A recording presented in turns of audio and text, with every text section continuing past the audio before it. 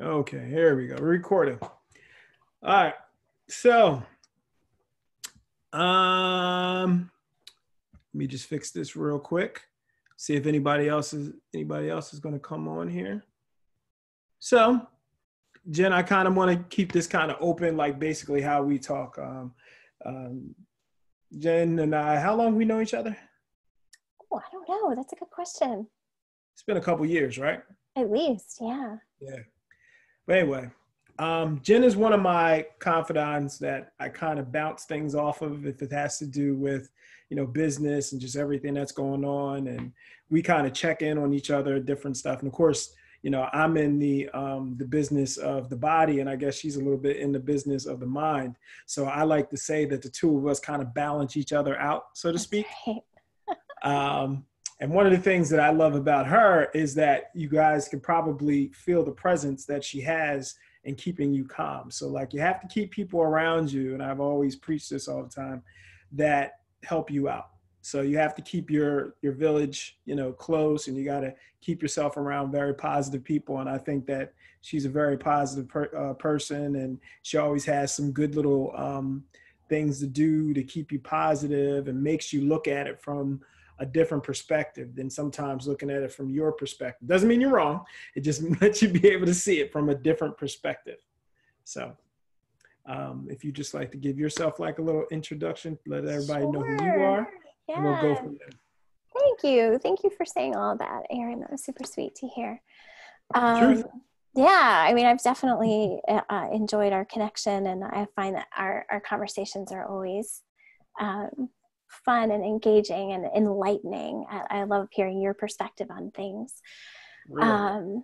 We're actually professionally neighbors, right? My office is right next to when I'm physically, of course, I'm not right now, right, with COVID, but in the Flowertown Commons there, right next to you. And I'm a licensed professional counselor. Been in the field 20 years. Been at this for a while.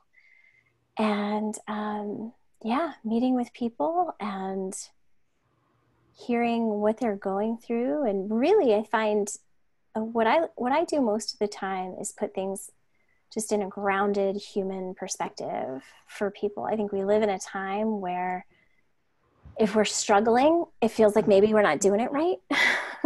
And, that's just not true, right? Human life has always been a little bit, had its struggles, right? Had its emotional ups and downs. And so I picked living with uncertainty as the topic for tonight. And I thought that was funny because I was kind of like, what do we call this? I don't know, right? And it's just like, go with that. It's the uncertainty.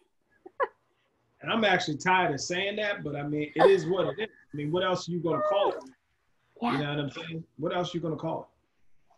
So It's uncertain. We don't know what the hell is going on. It's literally, like I'll say to Charlotte, like I'm probably going to refer a lot of stuff to Charlotte. I was like, I don't know. It's literally minute to minute, hour to hour, day to day. I don't even say month to month no more. You don't even freaking know. You know what I'm saying? So like, I'm looking down. I mean, it's almost May. So you talk about uncertainty. It's on another level. And I mean, I guess I'll share something with you guys. I just got off the phone with somebody like talking about different bills and different things that are going on. And everybody's like, we're in this together.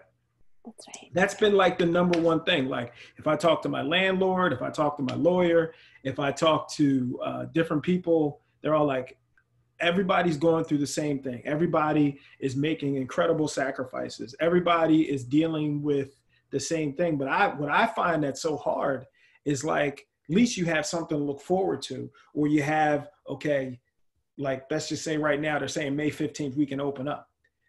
9 times out of 10, that May 15th is going to turn into May 25th and then to June 1st. Yeah. For me, that's a struggle for me because I can't, I'm trying to figure out, I mean, I can't tell Charlotte this. I can't tell all my people what's going on. My people right now are going back and forth.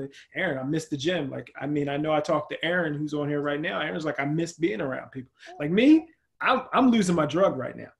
Yes, right. Okay. And I'm gonna be real 100. I like people. Yes. I love being around people. I'm like a crackhead. You took my crack from me, and I'm sitting here like Pookie going nuts because I don't have the people. I like being around people. That's who I am. I am a people person, and it's just like, it's weird. I'm sitting in these walls. I mean, I love seeing you right now, Jen, but I hate seeing you on that screen right now because I can't stand it. Yeah. Yes. Yeah. It's funny you say that. My birthday was yesterday. Okay, 21. Okay. I had some friends get on a Zoom call, and I got to tell you, I mean, as happy as I was to see them and as thoughtful as that was, like my heart broke for a sec, because we don't, right? We're doing the best we can with the Zoom, and I'm meeting clients by Zoom. I know you're doing sessions by Zoom, right? And but yeah, we do miss each other, don't we? Miss that human connection is real. Presence, and yeah. So we're all definitely doing the best we can. One of my thoughts about the uncertainty is that it's kind of pulled the curtain back on a lot of uncertainty that's always been there, that we can kind of trick ourselves into thinking isn't. That for me, I've nurtured for a long time this idea of, being in a place where I don't know. Right. So to me, when you don't know, you lead with curiosity. And that to me is a very healthy mental, emotional stance, right? Like, can we be curious instead of freaked out by the uncertainty? Can we be curious about, what might be coming next, and really trust in our creativity, right? That we're going to figure this out. We are, just don't exactly know what that looks like right now. But I'd almost rather be in that place of uncertainty and get a little more comfortable in that place of uncertainty than be so set in certainty of but something that's wrong, like wrong knowing, right? So I'm really struggling with these dates that they keep giving us. I'd almost rather them say, I don't know, we're going to reassess May 1st instead of this, right? Yeah, I feel the same way. Yeah, which I think is actually what they mean. It's not being communicated effectively. Right. Well, I mean, it's interesting, I don't have the credentials you have, but the first thing was, for me personally, the reality of being able to admit what it is. Just to be able to say, okay, this isn't okay. This doesn't feel right. That's right. I'm not okay with this. Especially being a black male, we don't like to, let her know our feelings. But I had to sit there and be like, I'm not okay with this. It's not okay. It's almost like a collective trauma, really. Right. I think it is a collective trauma. Right. And so not getting, again, curious, what do you need in the moment? Mm-hmm. Right. Mm-hmm. How do you take care of yourself during this time? And the folks I see having the biggest struggles are the ones that were like, okay, this is just normal. We're just going to do it at home, but it's all normal. No, it's and not. I mean, you might be able to do that for maybe a month, maybe 4 weeks. But what are we at? Is this week 7, week 8? I'm not sure. I've lost count. That's sort of like, no, this isn't normal. And it's the trying to hold together this stuff. You know what I mean? Like this. Right. No, you're right. It's not, and we're not okay right now. And it's okay. And then it's like, can it be okay to not be okay? Yeah. It actually can be, if we can be curious about what our needs are in this moment. And create. I think it actually is okay for you not to be okay at this particular time. It's okay to not be okay. Mm-hmm. So would you have any like, what are you telling people? Are you, is there any type of direction or type of things you're telling people when they're coming to you like, Jen, I'm going crazy, the uncertainty, I don't know what's going on. I mean, what do you tell them? What direction do you tell them? It's so funny. Talking about uncertainty, right? It seems like a lot of this, there's been this proliferation of experts in fields, right? Wanting to go and offer something, and this is what we do. And it's, again, this like sense of certainty, right? I'm just going to go and I'm going to figure it out, and then I'm going to tell everybody, and this is what we're going to do. And I kind of have to, I do chuckle a little bit. So I use humor when I can, right? As one of my coping mechanisms. I think we all Out of our do. coping mechanisms. Right. So, and I have to laugh because I'm like, you know what, guys, you really don't know. None of us have been through a pandemic before. You know, really, like, they didn't cover this in grad school.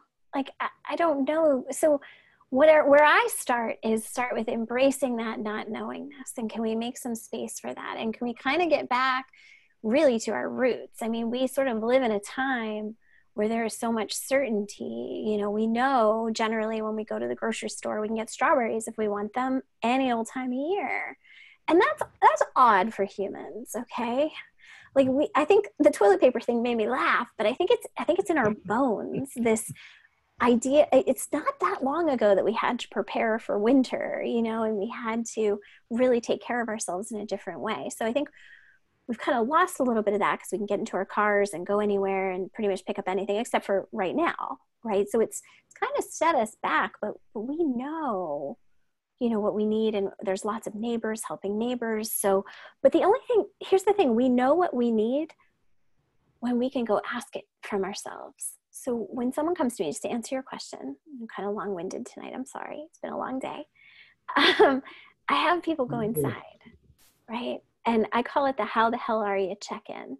So instead of me telling them what they need as an expert, right? I got tons of ideas, like I can go there. But what I think is more fruitful is to have them go inside.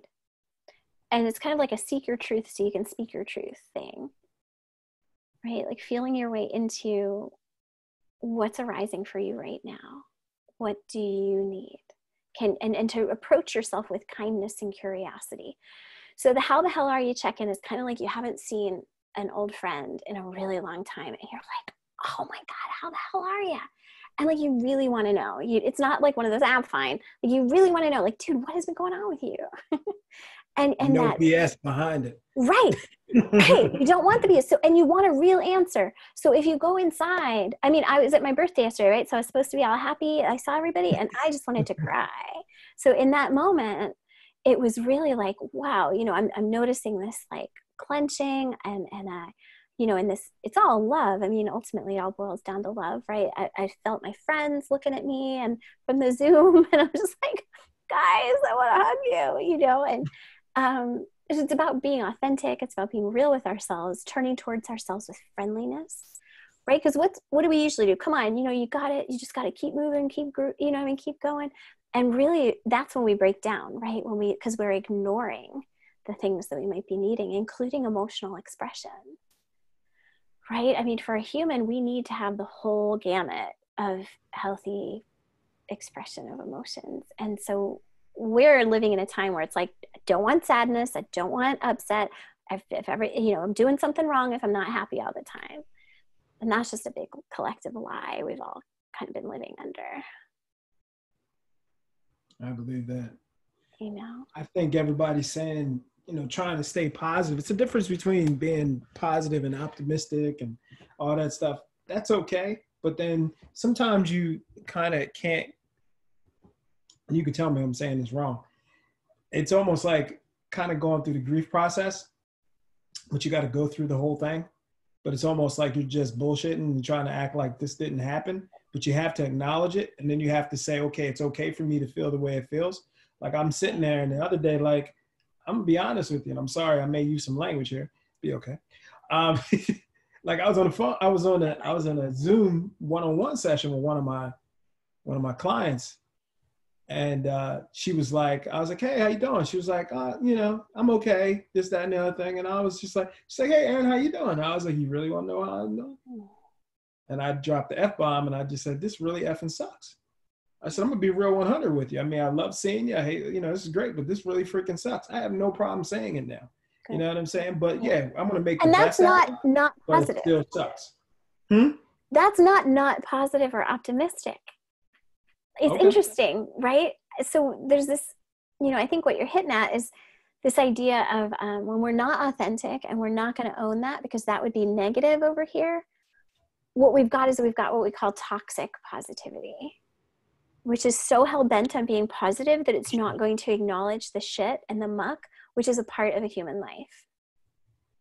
You know, and so it's not negative to have feelings, even really big, overwhelming ones. It's the optimism is in that how do we care? And the positivity is in how do we care for ourselves and for each other when we are feeling the gamut, overwhelmed, you know, frightened, right? Grief. You know, this has hit all of us really, really hard. Very hard. You know, and so I think we get all jammed up in our heads. But it's about being authentic, and it's about being real, and that's not negative. And this push to be positive, like this Pollyanna positive kind of thing, like, oh, don't say anything, like that doesn't do anybody any favors. It's kind of bypassing, and you know, like the only way out is through, like, and it's, you've got to take it all with you. Ultimately, I mean, you know, our emotions are just there to inform us in what we're going through, and they're meant to be felt. We say, you know, you've got to feel it to heal it, and it's the denying of it and the not feeling it and the pushing it away. You're creating like a train wreck for yourself. Right. Your soul knows what you're going through, right? Like your psyche knows, and so then it gets pushed down. We call that the shadow, right? Itself or something. It's just not out in the light. You just bring all that out in the light. It's not being negative. It's being real, you know. And the optimism comes in the taking care of each other and ourselves. I never heard the term toxic positivity, and that's interesting because I'm just going to use the word. I just call that bullshit. You know what I'm saying? Like, I'm just going to say, you just beat me in the head with the bullshit right now. That's in right. order just to make me feel good. You know what I'm saying? Yeah. Like, sometimes I'd rather you just smack me in the face and let me know what's going on. You know, like one of the things I usually tell my football players is like, you know, you want me to tell you the truth, or you want me to, you know, lie to you? You know, because if I tell you the truth, you may not like it. You know what I'm saying? So I can be really direct and honest with you if you want me to. But, you know, even with a lot of things that like I'm going through personally with this whole thing, I'm finding as open and honest as I am, and even if it sounds mean or somewhat like direct, like I think that's the best thing to do, because in order to conserve my energy personally, I have to let it out. If I sit down there and I just swallow it, then that creates, that hurts me, because of the fact that I'm just letting this stuff fester. Two things are going to happen. Somebody's going to do one little thing, and then I'm just going to freaking explode, or I'm just going to have so much energy into trying to compartmentalize. And then that's all my energy. Yeah. I think of it as holding beach balls down underwater. That's a good analogy. It takes a lot of energy, a lot of our psychic energy to hold that stuff down, right? Mm-hmm. And a way out of our awareness. And It's so much easier to sort of let that kind of go on the surface and just be there. Like, don't try to hold it under. And I think to be able to see that is not negative, you know, and hold it responsibly. I think sometimes it comes from this idea that when we, you know, it's like a hot potato, right? If you're holding something, it's a lot to hold, and you want someone else to hold it for you, you know, that can be sort of burdensome to the people that we're with. But if we can create enough space inside ourselves, we don't burden others with it. We can just share it, right? Like, we can share our feelings without making them be other people's problems to deal with. Right. You know, you just feel your feelings. It's so funny that you're talking about. You know, in my line of work in the counseling, you really want to validate how people are feeling and their perspective and how they see the world, but you don't want to stop there, right? You don't want to let them either buy their BS, right? Or take too narrow of a perspective. So inviting people to consider other perspectives is a core part of what I do. And just to get curious, you know, is there another way to see this? We're meaning-making machines, right? And this is interesting about emotions. So I'm a total geek. I love following science, and a lot of the cognitive and emotional scientists out there who study this stuff, they'll say that the lifespan of an emotion will be about 90 seconds, right? They are impermanent. You couldn't maintain an emotional state unless you really, really tried hard and wanted to. And how do we maintain them? We tell stories about them and they kind of egg us on and they kind of keep the emotion there a lot longer.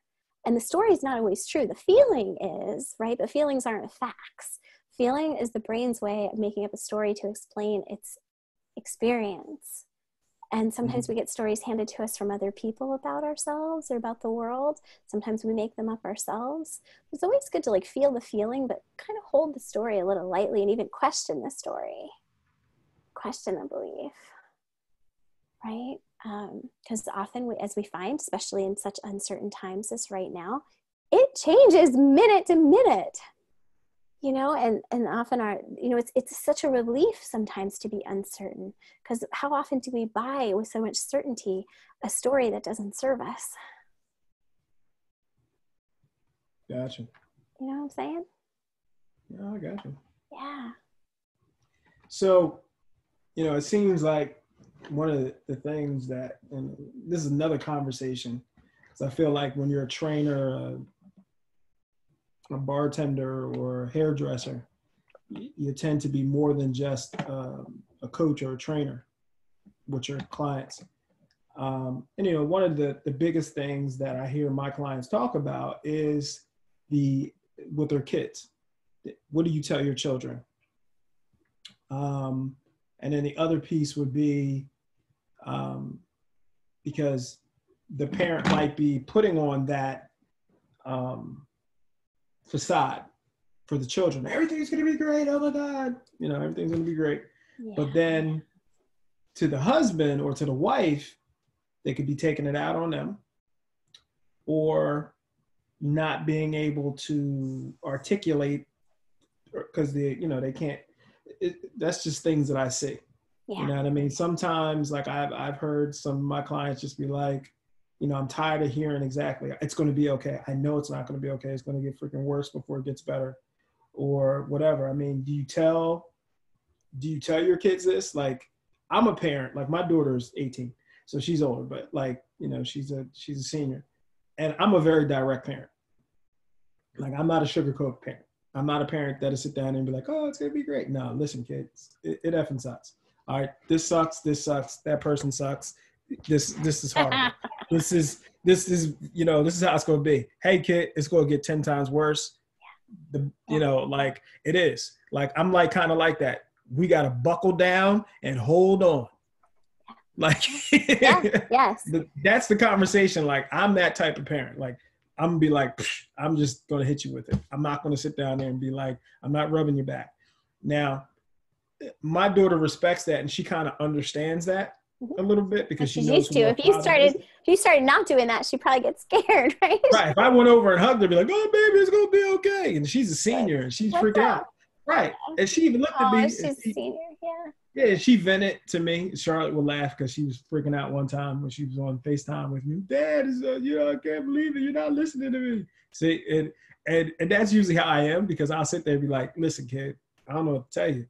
Like, you want me to tell you that school's gonna come back and you're gonna get, track and it's gonna be great? Nah, it freaking blows. You can't run no more. It's done. It's over with. You're not having graduation. You're not having prom. I mean, it sounds crazy, but that's just how it is right now. I said, and I can't give you an answer right now. I wish I could. Yes. But I can't. Yeah. So. Yeah, it's really hard. I mean, when I work with parents, and I do a lot of work with parents, I really am a guest in their world, so it does depend on the values of the parent and the kind of the culture of the family. And I work within that system as to what they want to accomplish and how to best be there for their kids. And this is why I'm a little wary of like parenting experts, because to me the context matters so much and it's so variable from family to family. So of course you want to be age appropriate, right? Of course you want to have the feedback in the moment. Like, how's your kid taking this information? Like, what do they really need? So I do a lot of, I don't think that there's a one size fits all kind of answer to things.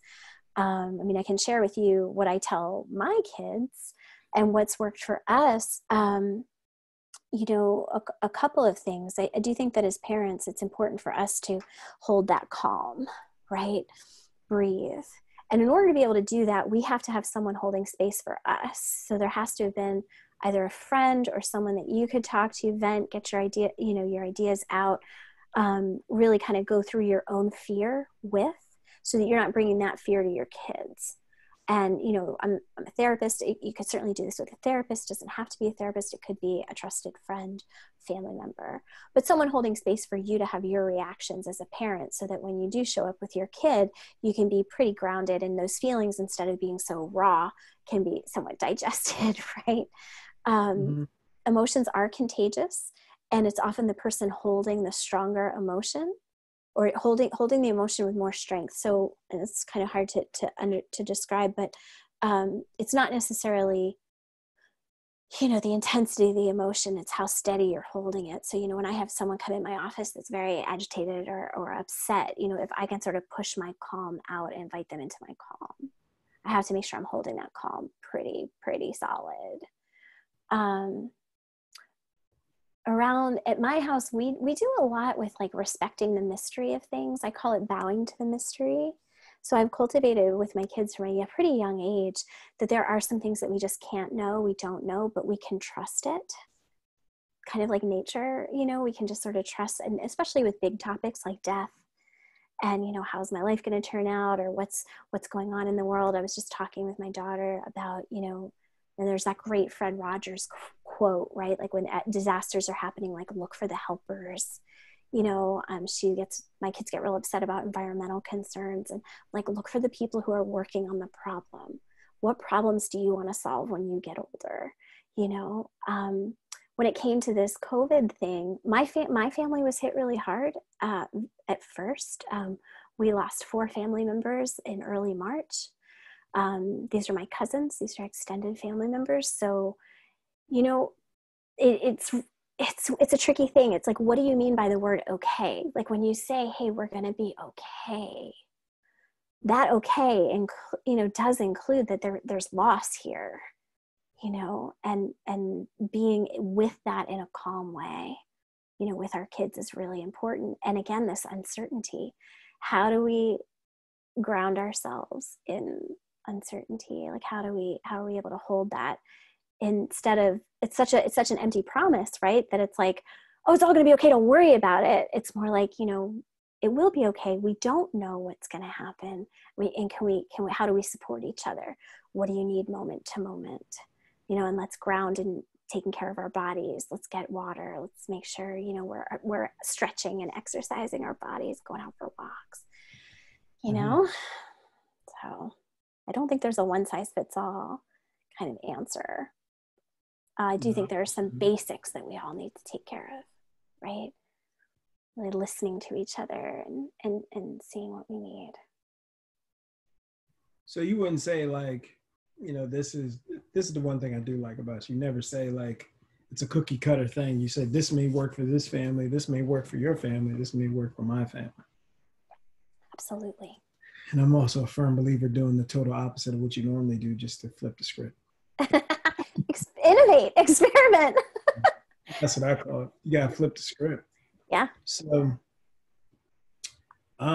like what would be, okay, so we talked about spouses, we talked about kids, how we individually deal with it. So with that being said, so how do we, I don't want to use the word move on, but I guess for me personally, and I've noticed this with other people, like you want to look forward to something. And I think that's what's been taken away from everybody. I mean, like, even like, I'm just talking about my daughter right now. She's several things that are taken away from her that she can't get back. Yeah. People, even with summertime coming, and people be like, oh, we're going on vacation, we're going to the shore house. It could be financial issues, or in some of the places, even down at the shore, some places aren't opening up until the middle of July because they don't know what's going to happen. Yeah. Uncertainty again. So it's kind of hard. Like, and then nobody wants to travel, even if they could. A lot of people are getting their trips canceled and things like that. Shit, you can't even go to church. You know what I mean? So like, seriously, Well, but you can, right? You just got to go on video. Can, but like, yeah, you got to go on video. But it's like a lot of things that you know, it was something that you could look forward to. It's hard for you to look forward to. You know? Yeah, I think leading with curiosity again can be so healthy, right? It's like, I wonder how this is going to end. I wonder when. You can certainly try to plan, but obviously you have to plan really flexibly. And then I'm also curious, like, what are the pieces of what you're really wanting? You know, like, what are you wanting out of that vacation? Like, what are the values that represents? You know, and if it's that, gosh, you just can't wait to spend some time with your family, like, we can get creative. There are ways to do that. You know, I think we're planning on pitching a tent in the backyard, you know, if it's, you want fresh air for, you know, not being cooped up. Right. That's on our, so it's about, again, curiosity and then creativity. And really, I get very intense about this. It's kind of like a planning my staff kind of a thing. Like, you know, life can take a lot of things, right? The situation can take a lot of things, but it can't take everything. So when I do that, when I get that look in my eye, it's usually about like, what's the true value? What am I really after with this experience? And then I am going to get it somehow. I may not get it the usual way. Talk about flipping the script, right? If it's a sunrise over the ocean, I am pretty sure I can make that happen somehow. And I can't go in the house that I want to, you know. But I was out on a walk with my daughter today, and I think I was taking a picture, and I heard seagulls, and it made me like crazy, wanting the shore. I think a lot of us can kind of relate to that, right? It's just like, and there's so being real with that sense of loss. That anger, that confusion, like none of us like anything to be the boss of us, right? So we're like, no, like this COVID can't have it. I do think that there are some creative models coming out. I was reading something today about doing social bubbles where you do it's somewhat geographic dependent too, but just select, you know, just people that you sort of start with. Loosening some of the restrictions in small groups, and then I guess expanding that and just paying attention to what the numbers are, you know, to keeping it level so people really get the care that they need in the hospitals. So you're talking about once we go back, you mean social bubbles, like as far as that, like just try to stay around a certain group of people? Is that That's what was suggested by this article for a short time, right? Just to kind of keep the numbers contained, keep the community spreads kind of apart. You know, it's not something I would ever entertain in normal circumstances, but these are really bizarre circumstances. And I do know that, you know, I am taking the restrictions like really seriously personally. I'm not cavalier about that, but I am also feeling that balance of our mental health, you know, and needing, you know, I'm so happy my governor in New Jersey just opened up the parks again, you know, because I feel like we need that, you know, we want to be socially distant, but we need our parks. And of course, you guys in Philadelphia, I went over one day and I took a walk.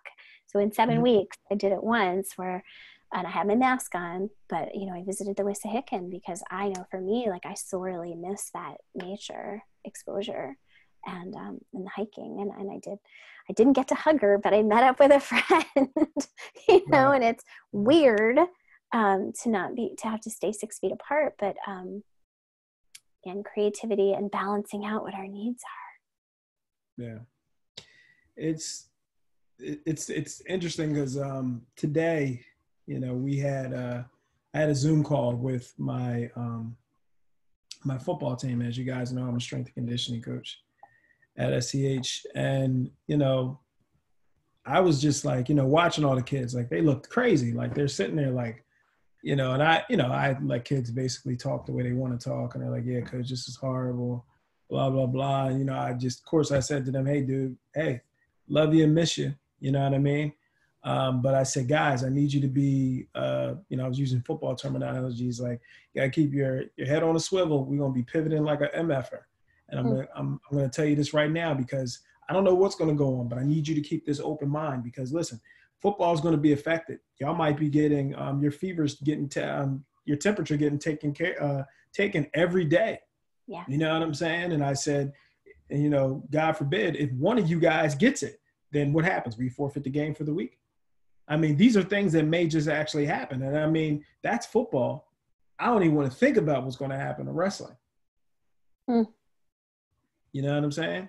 So like when I'm looking at all these different rules that are coming up, I mean, shit, listen, it literally stopped the NBA. It stopped the football, that little football league, the XFL. It stopped all sports. It stopped all those things. So, and there's even talk about this going into the fall, so this is real. So, I mean, I hate to say it because the first time I talked to these kids, I'm looking at them like, all right, guys, I'm going to see you in a couple of weeks. We're going to start training again, blah, blah, blah. Boom. Governor Wolf says it's over. Yeah. I mean, it's going to destroy me personally as a coach if, July comes and then all of a sudden me and Coach Knox got to tell these kids, you have no season. Because the fact of the matter is here, that could happen. Yeah, it sure could. And I mean, I didn't say that to the kids like that, but I'm just telling them like there's different things that are going to be thrown at us that we have no control over in this situation. And I need you guys to kind of bob and weave with it. Like I was just talking about taking, taking the temperature and all that stuff like that. And if somebody gets it, and I don't know if one of y'all, your siblings gets it, and you might not be able to come back to school, or blah, blah, blah. So there's no sharing water bottles, probably no more. There's not going to be any of this stuff that was normal anymore. You know what I'm saying? Like, I do. It's heartbreaking. I mean, it's starting because I'm noticing when I'm watching TV and people are doing something so utterly normal, like throw arms around each other in a scene. I'm like, it started, like whatever that timing was. And I mean, I really do. I feel for the kids. I think it's been really, really hard on the kids. It's got to be. I know that I wouldn't want to change positions with them right now. No. I mean, I was thinking like, I'm really glad that this didn't happen in the 80s or the 90s, right before we had all these different ways of connecting. Imagine the party lines back then. I totally did myself. All that stuff. We'll be beeping people like with messages, not like no phone, getting everything. We got to beep them with a code. I mean, another thing that that's right. The other thing that I heard was show my age. It was like pumping the gas was another model, which would mean we would let up restrictions, and then when the numbers started to climb again, we would bring them back down. Bring the restrictions back on. But we don't know. So back to what we were where we started was, is it better to just be in that space of, I don't know, we have to, let's get curious. And even, I would even encourage all of us to do some problem solving, because I don't know where the minds who are working on these problems are, I know that there are professionals out there, obviously in think tanks and stuff like that, but again, none of us have actually been through this before. Not a single person alive, right, has been through something quite on this scale before. So we need the creativity, right? Like we need that creative force. Like we've got a destructive force happening, and the opposite of that destructive force is the creative force. And uncertainty is where creativity comes from. Right? Because if you know and you're certain you're just following the rules, there's no creativity in that. Right? So I don't know. And the kids, I think it does. I think it really kind of jerks them around, right? When you're like, okay, it's gonna be, and I mean, we're well-meaning, we're doing the best we can, but I think it's important. I do think, especially for the older kids, it's important for them to understand the scope and to really appreciate like that this is very serious. And to even learn about systems, like what about our health system makes it precarious? You know, what about these as a society, these groups that we all work together, you know, are we really working together? You know, are we really taking care of everybody? This is what happens, right? And I think it's a great educational opportunity for kids, especially the older set. But it does suck. I mean, I feel so bad for the seniors. I feel so bad for your daughter. It's just all these things that they were looking forward to. Yeah. But you know what, though? You know, when I first, you know, when this first went down, and I usually do like a Monday motivation, I do different things on our page. One of the things that I did say was like, hey, listen, guys, everything happens for a reason. I am a firm believer in that. And let's look at the positive things. I mean, I don't know about you, but I'm sure you've reconnected or somebody reached out to you or vice versa that you normally would have never talked to. Like, you know, I talk to my frat brothers every Sunday at 7:00 now because we have a Zoom meeting. Mm-hmm. And we, you know, some of these guys I've known close to 30 years. Like one guy I actually went to high school with. I don't normally talk to him every week, but now it's forcing us to talk every week. Yeah. Even with my parents, you know what I mean? And that's, you know, it's nuts being able to talk to, you know, get my parents on Zoom, and it takes them like an hour to figure the whole out and all that craziness because you got to get the grandkids to call them up and get them set up and all that, you know. But just to even have us all together, like my parents are in Florida, like we used to do every Sunday dinner, like back in the day. We don't do that. But now it's like every Saturday and Sunday, we have this with my two brothers, you know, our daughters, and all that stuff. And we all talk. It's forcing people to talk where we normally don't talk. Mm-hmm. You know what I mean? And not take it for granted.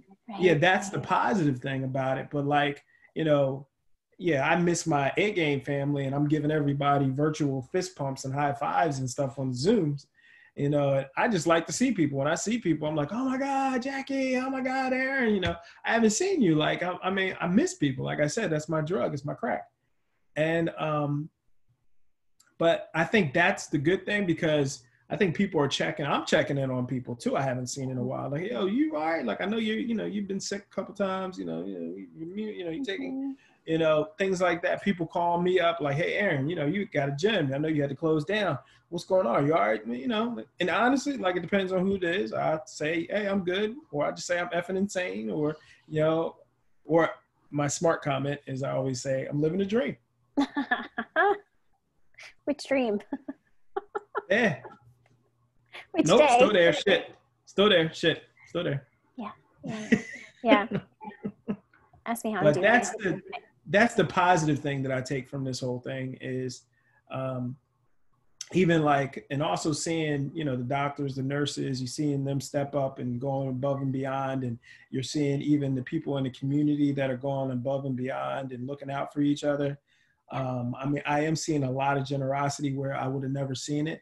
That's right. I'm seeing a lot of positive people just trying to help each other out. And, you know, the common thing is like, hey, listen, we are in this together. That's right. I'm hoping that, you know, the economy right now really looks like it sucks, but I'm hoping that once this thing goes over, our economy does get stronger. Yeah. You know what I'm saying? I'm hoping that, you know, people will now really look into their health as far as, you know, working out, and then also, you know, with their nutrition so that they won't get sick and they will have a strong immune system. You know, going back to what I do for a living, you know, making strong bodies and making sure people are eating right and staying active, you know, also goes into the mental. If you got your body in motion is medicine. That's my new thing now. You know, body in motion is medicine. Movement is medicine. It is what it is. And let's get it going. Because right now, if you sit in your little tush on there and you're flattening the curve, and I always say flatten the curve because you flatten your butt because you're just sitting your ass down. That's right. You're going to turn into a chair. You're not careful. Yes. You really flatten the curve, so you don't really want to do it. So get your butt out of the chair so you won't flatten the curve like that. That's so funny. Yeah. I'm wrong. That's great. No, that's perfect. No, I mean, I definitely looking at, you know, what are the positives. I also like to think about, like, what are the opportunities? You know, there are unique opportunities that come out of chaos, and, you know, we can get creative about that. That's also a creative invitation, you know. Yeah, yes. And innovation. I mean, I love innovation and as human beings, we're meant to be really creative. It's our birthright, you know. It's really forcing you to think outside the box. That's right. Yeah. And I think that's where we're at our best, actually. Yeah. Because I mean, my business was a brick and mortar business, and it literally is completely online now. Yep. And it's, want to know why? Because I was forced to do it. That's right. Would I have done it if I wasn't forced to do it? Maybe not. As I always talk about, stepping outside your comfort zone, you know, like that rubber band. The only way it's actually going to grow is by stretching it. Yeah.